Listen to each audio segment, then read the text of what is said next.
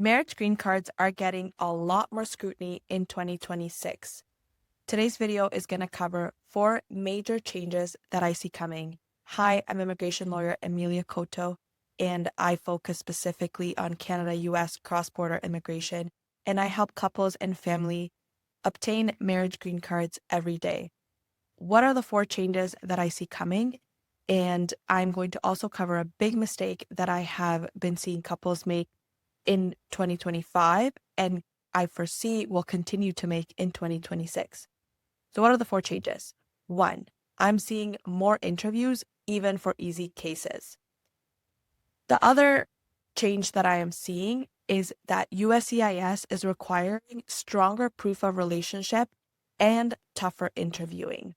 And I'm going to explain how those two are linked.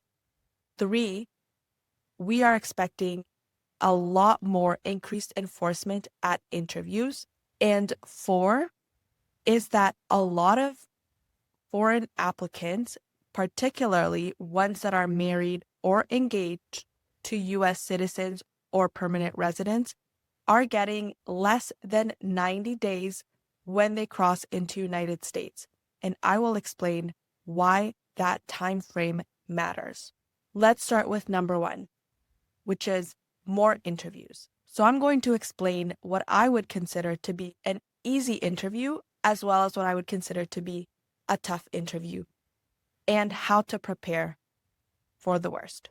And number 1, the increased interviews is a big change, because previously, if you had a strong application on the written record, sometimes the USCIS officer reviewing your case would feel comfortable approving your application based on the written record. So think about, if the application has everything they need, why do they need to interview you?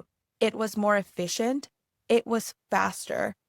But in 2025, we saw more and more interviews, and now virtually all applications are getting interviewed for marriage green cards. So an easy interview is when you go to your interview, you sit with your partner, and the officer asks you questions, the petitioner, but you're in the same room. It's a dialogue, it's more natural. And so when they do that, it tends to mean that the officer feels comfortable that this is a genuine relationship. They could have tough questions, yes, but generally speaking, it's going to be an easy interview. What is a tough immigration interview in a marriage green card case? Another name for a tough interview is a Stokes interview, and I'm saying that in case you want to look into it more. In a Stokes interview, the petitioner and the applicant are separated into different rooms. It is possible that you start together in a room, but eventually you will be separated. The applicant will be grilled, and the petitioner will be grilled separately. And the purpose of this interview is to try to see if this is a genuine relationship. Do you know your partner well? Is it a legitimate marriage, or is this an immigration sham? Is it a relationship that is for the purpose of obtaining an immigration benefit? And these interviews are extremely difficult. It is very stressful, as you can imagine, because couples naturally can remember things differently or answer questions differently, even in real relationships. When you are in this situation where you are, 1, separated from your partner, and 2, if you didn't see this coming, I've had couples where the person forgets their address, or they forget how long they've been together, because it is such a high stress situation, and especially if they didn't prepare for it. So one thing that I am doing with all of the couples that I'm working with in 2026 is I am preparing them for this eventuality. I'm preparing them in case they get a really difficult interview. Even if it is unlikely, even if it is a simple case, everyone is going to be prepared, so that if it happens, at least it'll give them peace of mind that they have prepared for this and that they know what's coming. The second thing that is happening is the stronger proof of relationship is crucial. Why? Well, it is linked to number 1, which is the tougher interviewing. The officer that is going to be interviewing you is going to be preparing based on the written record. This means that the stronger your written record, you are preparing the officer to feel more comfortable with your application to try to avoid a Stokes interview. If there is any irregularity in your immigration case, in your relationship, my advice to you would be to try to, as much as possible, address it on the written record. Don't think that they're not going to find it. Don't think that they're not going to find out. It is better to disclose and explain. If a waiver is needed, that's fine. It's the worst when you don't tell your immigration lawyer about something because you don't think it's going to come back to you. For example, if you worked under someone else's name and so you don't think it's going to be tied to you. As much as you can, put your best foot forward on the written record and explain everything as much as you can.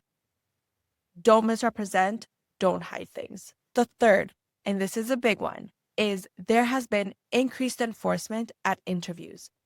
Last year, there was a leaked memo from USCIS which explained that now USCIS and ICE are working together in certain offices. Immigration lawyers across the country believe that this is a policy that is going to be rolled out nationwide. We don't know when, but we are expecting it. So this leaked memo is very important.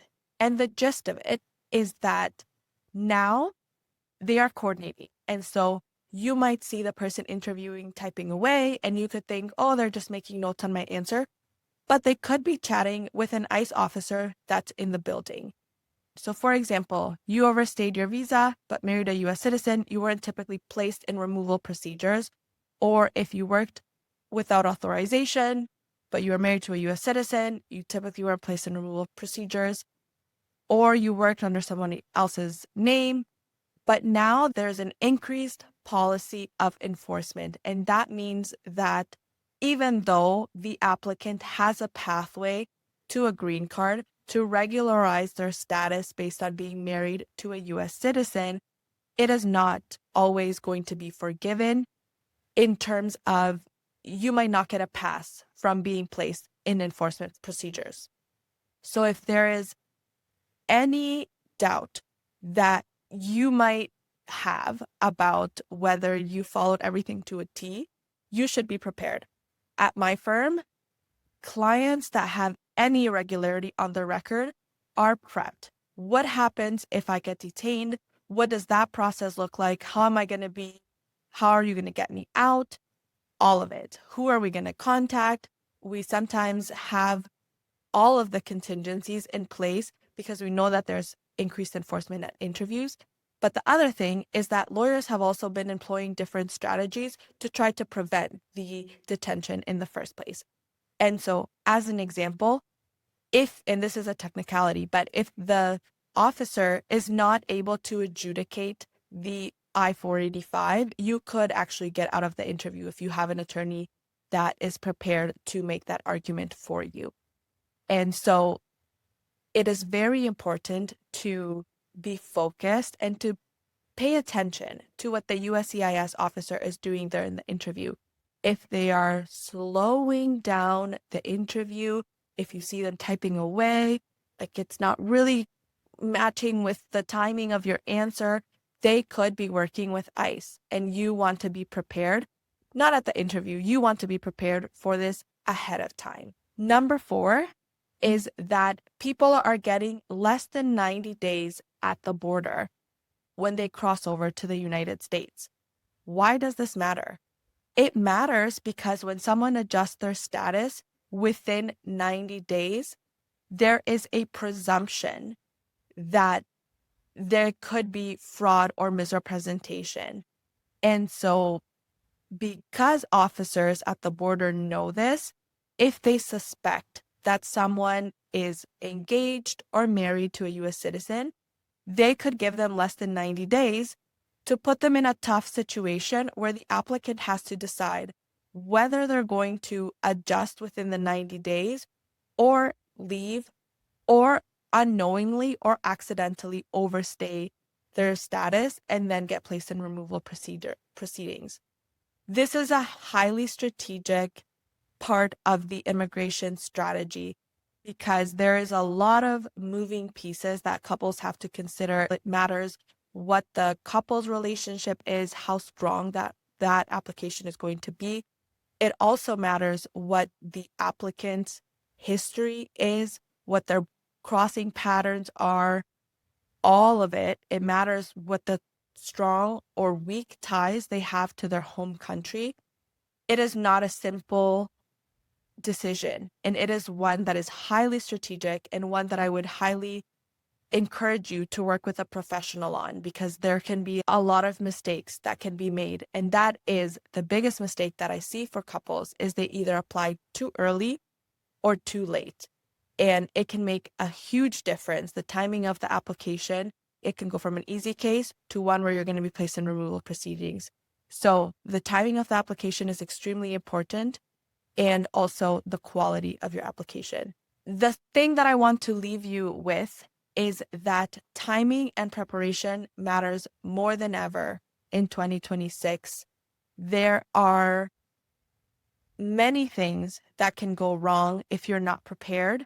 And doing what you are doing right now and doing research into the changes that are coming is very important, as well as working with an immigration lawyer that has a focus on this field and is going to be able to keep on top of all of the changes.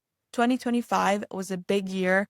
It was a lot of changes constantly happening, and we are expecting 2026 to be the same. I hope you found this helpful.